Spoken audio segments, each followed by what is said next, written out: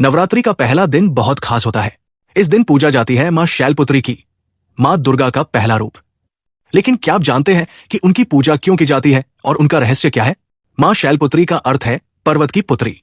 ये हिमालय की पुत्री है और मां दुर्गा का पहला अवतार मानी जाती है।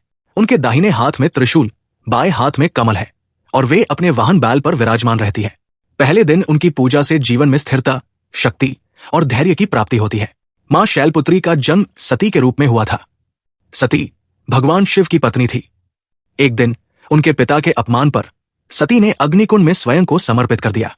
सती का यह बलिदान इतना महान था कि उन्होंने पुनर्जन्म लिया और शैलपुत्री के रूप में इस धरती पर आई। मां शैलपुत्री का स्वरूप हमें सिखाता है कि स्थिरता और साहस से हर मुश्किल का सामना किया जा सकता है।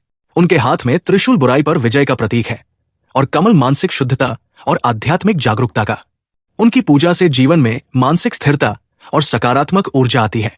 नवरात्रि के पहले दिन मां शैलपुत्री की पूजा इसलिए की जाती है क्योंकि उनके बिना नवरात्रि अधूरी मानी जाती है। पूजा करने से जीवन में सफलता, सुख और शक्ति आती है। इस दिन व्रत रखने से और उनके मंत्र का जाप करने से व्यक्ति के मन और शरीर में सकारात्मक परिवर्तन होता है। मां शैलपुत्री का प्रमुख मंत्र है देवी शैलपुत्र्य नमः। इस मंत्र का जाप करने से मन और आत्मा में शक्ति और स्थिरता आती है।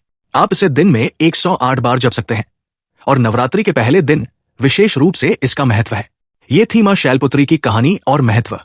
अगली नवरात्रि की देवी है मां ब्रह्मचारिणी। जानने के लिए कि उनका रहस्य क्या है और क्यों उनकी पूजा की जाती है, हमारे अगले वीडियो को देखें।